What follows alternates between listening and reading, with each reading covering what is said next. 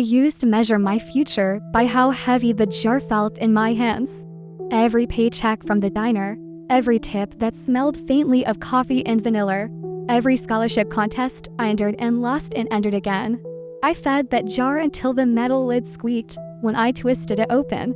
Hi, my name is Meyer, and the night my brother stole my college fund, the jar felt like air. I remember the exact click of the banking app, the smooth blue glow on my cheeks, the number blinking back at me. 0, not almost 0. Not a glitch kind of 0. The kind of 0 that hollows the room, that makes your breath sound like an apology you did not know you were making. I walked into the living room with the phone in my palm because I did not know where else to put the panic. My mother was passing a plate of lemon bars to my brother, whose smile could sell a lie as if it were an heirloom. He did not look at me.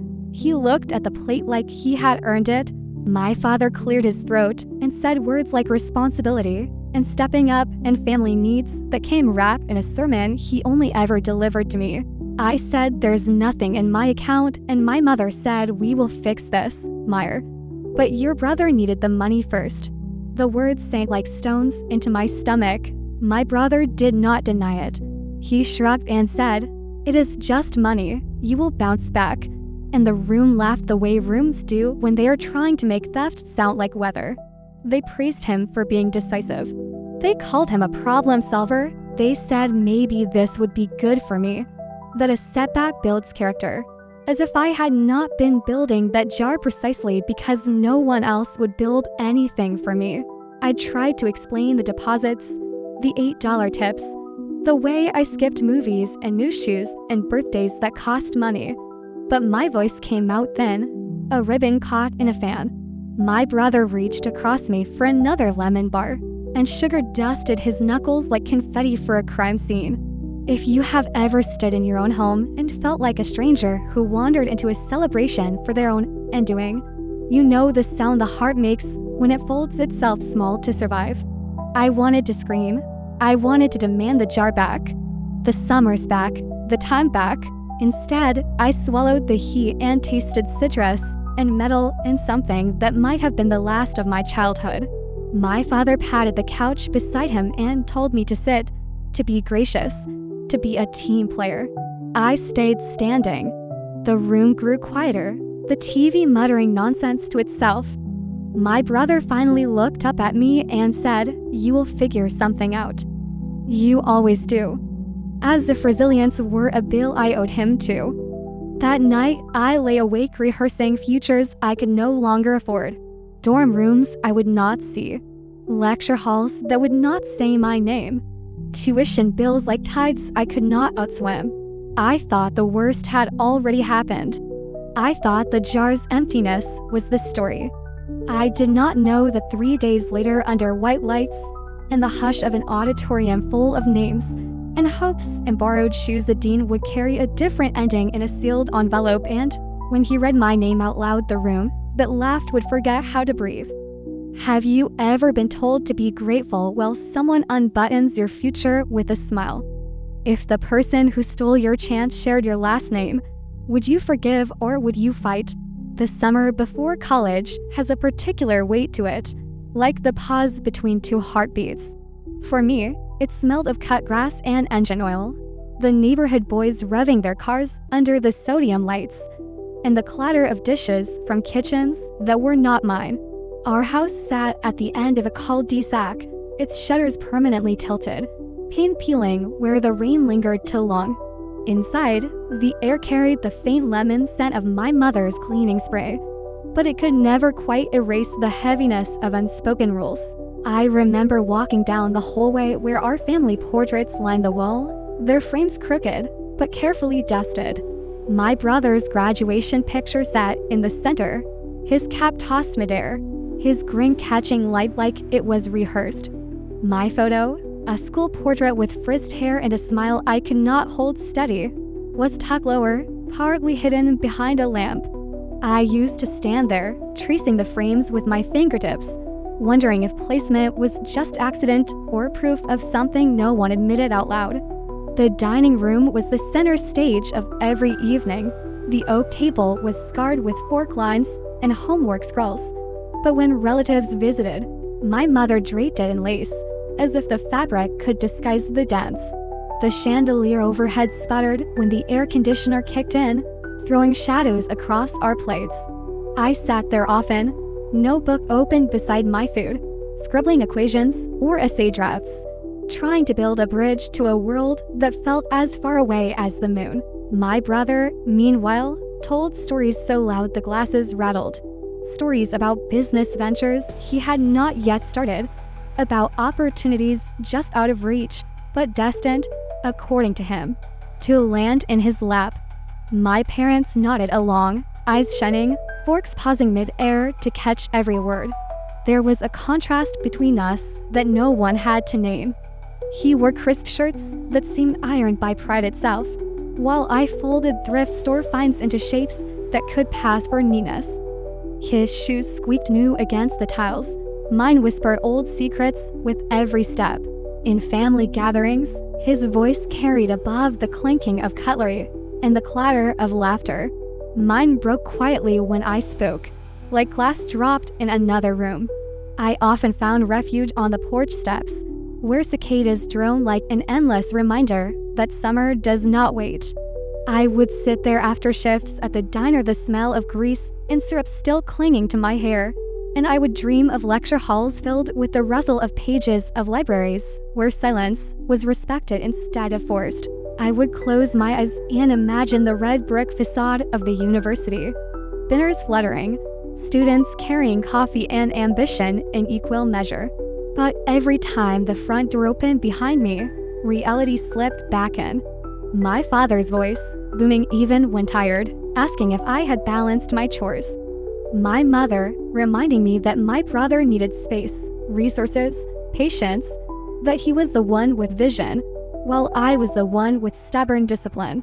The message was constant, woven into the wallpaper and the cracked tiles. I was expected to manage quietly, to stretch what little I had, while my brother was expected to shine. That was the stage where everything unfolded. A house humming with favoritism disguised as tradition. A table that applauded the wrong victories. A girl with grease-stained notebooks dreaming of a future everyone else thought belonged to someone else. The night the truth came out did not arrive with thunder or drama. It came on the hush of a Tuesday evening, when the house smelled of baked chicken and rosemary, and the hum of the ceiling fan made everything feel almost normal. My mother called us to the table, her voice lilting as if this was a celebration. I was still in my diner uniform, apron folded neatly on the chair beside me, grease stains stubborn as bruises on the fabric. My brother was already seated, leaning back with the easy grace of someone who knew the spotlight belonged to him. Halfway through dinner, my father cleared his throat in that way he always did before announcing something that had already been decided. He said my brother had made a bold choice, that he had invested in a business opportunity. His voice carried pride, the kind of pride I had long craved, but never caught. Then, casually, he added, he used the college fund. The family agreed it was the smartest move. The words fell like shards. I froze, fork halfway to my lips, waiting for the laughter, the correction, the just kidding. But no one corrected anything. My brother kept chewing, smugness playing at the corner of his mouth. My mother reached over to squeeze his hand, as though he had rescued us all.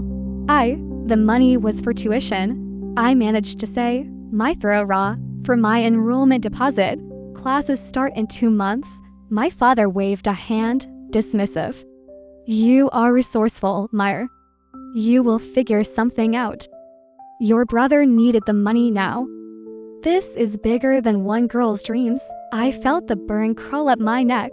One girl's dreams, I whispered, but no one leaned in to hear. My brother finally looked at me then, and his words sliced deeper than any silence. Relax, you always make everything dramatic.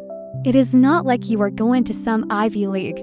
Community college is cheaper. You can work your way up. His tone was light, but the cruelty was deliberate, sharpened.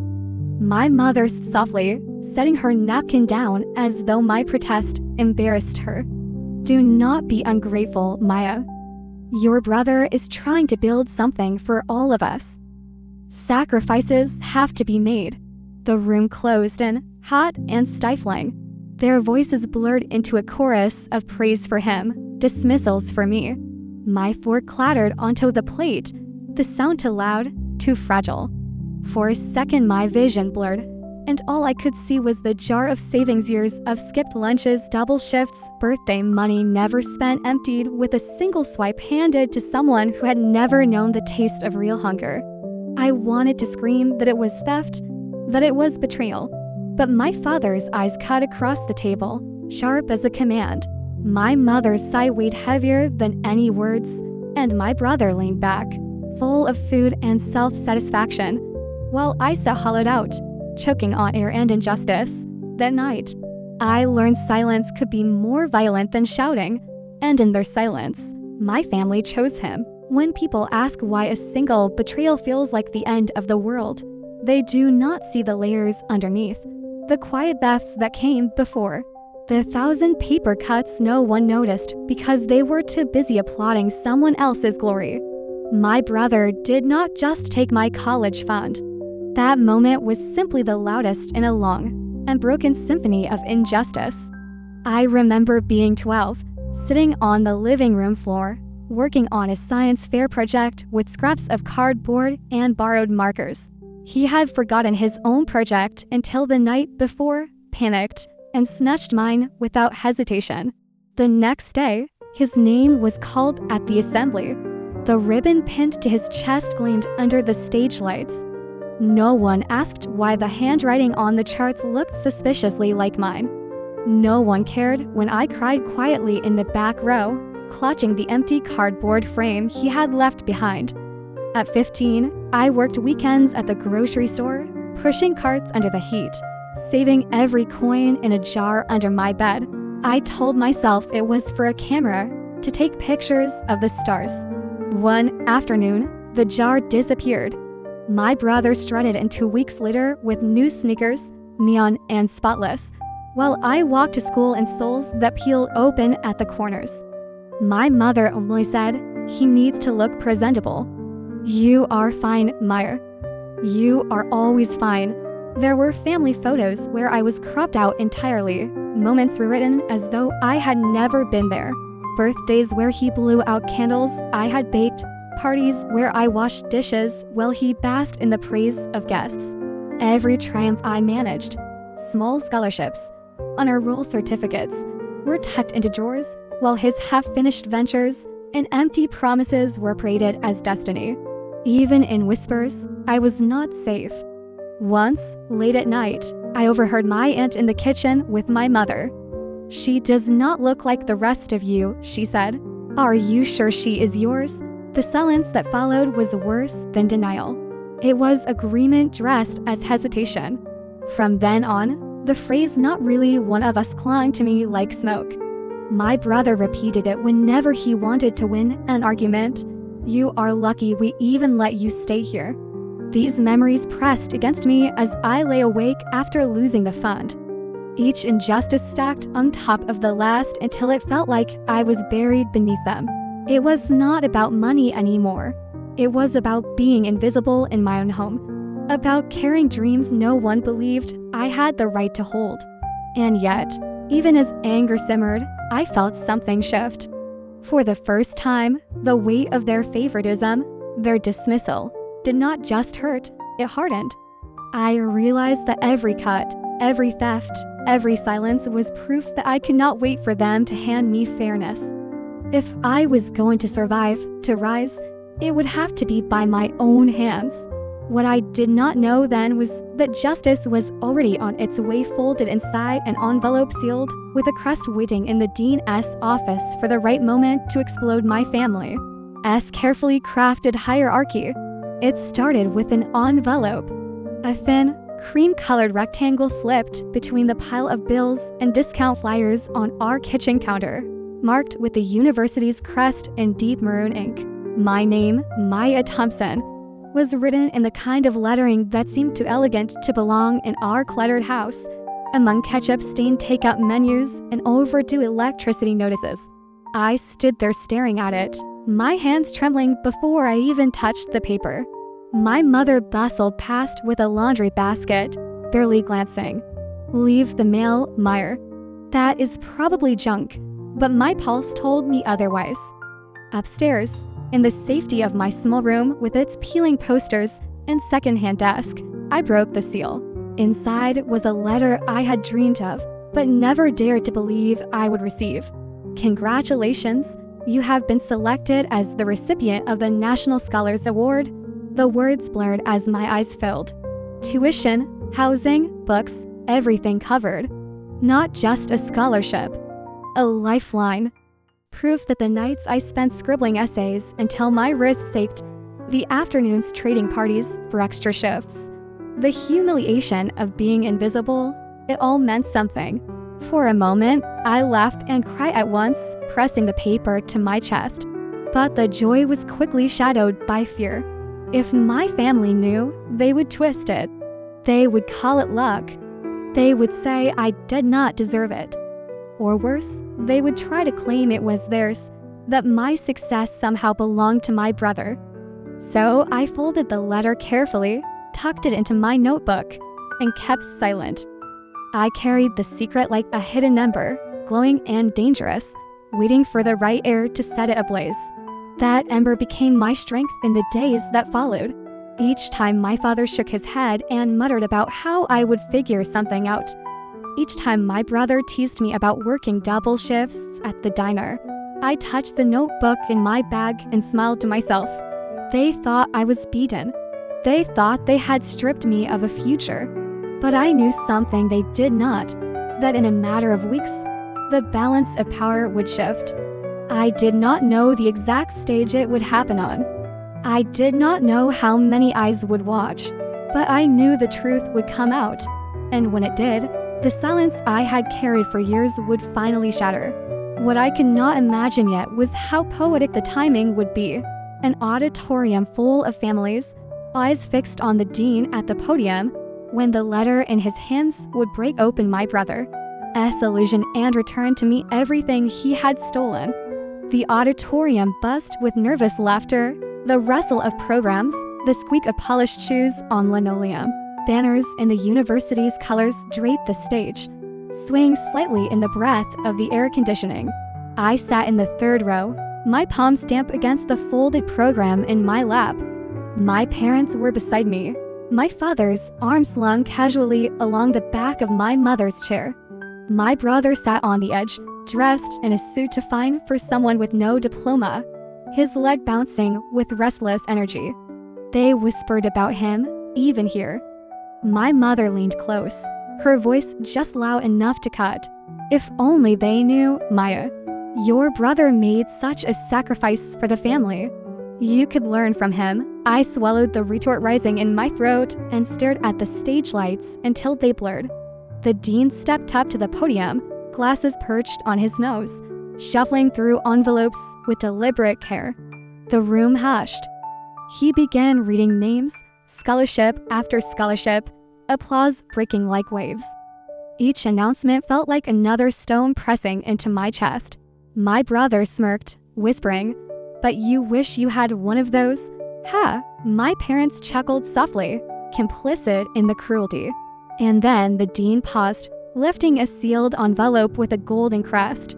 His voice rang out, amplified, commanding. "This year, the National Scholars Award, our highest honor, covering full tuition, housing, and expenses, goes to..." The silence was electric. I could hear my own heartbeat. My family leaned forward, expecting a name that was not mine. Maya Thompson, for a heartbeat, I thought I had imagined it. But then the sound crashed over me. Applause thundering, feet stomping, cheers rising from the crowd. My name, echoing across the auditorium in a way it never had in my own home. I rose on unsteady legs, my chair scraping against the floor. My brother's mouth fell open, his smirk dissolving into disbelief. My mother's hand flew to her chest, eyes darting between me and the dean as though reality had betrayed her.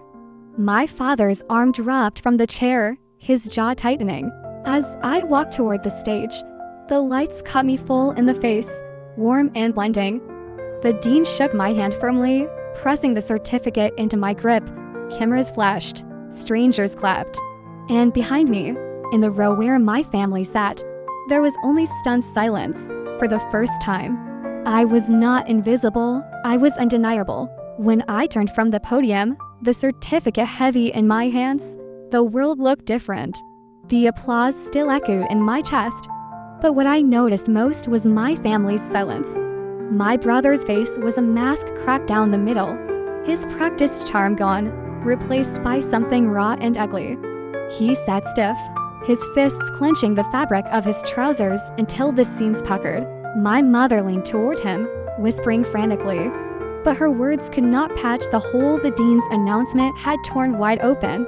My father, usually the loudest voice in any room, sat stone still, his jaw tight, his gaze fixed anywhere but me. The dean invited me to say a few words. My throat tightened, but I stepped forward anyway, the microphone cool beneath my fingers. "Thank you," I began, my voice trembling at first, then steadying as the auditorium quieted. "This scholarship is more than money. It is proof that hard work, sacrifice, and believing in yourself matter. Even when no one else does." I let my eyes flick to the third row, where my family sat frozen. For years, I was told I was not enough, that my dreams were too big, my ambitions too much. But tonight, standing here, I know that those voices were wrong. And I hope anyone listening who has been told the same thing remembers this moment. You are not invisible, you are not disposable. Your future is yours. A wave of applause surged again, louder this time, as if the crowd itself wanted to smother every cruel word I had ever endured. I stepped back, my heart hammering, and the dean guided me down the stage steps. As I returned to my seat, I passed my brother. His lips parted as though to speak, but no words came. His silence was louder than any insult he had ever thrown at me. My mother avoided my eyes, her hands trembling in her lap. My father shifted uncomfortably, his pride no longer a weapon he could wield. I sat down, calm and steady, the certificate warm against my chest. For once, I did not need their approval. For once, they could not take this from me.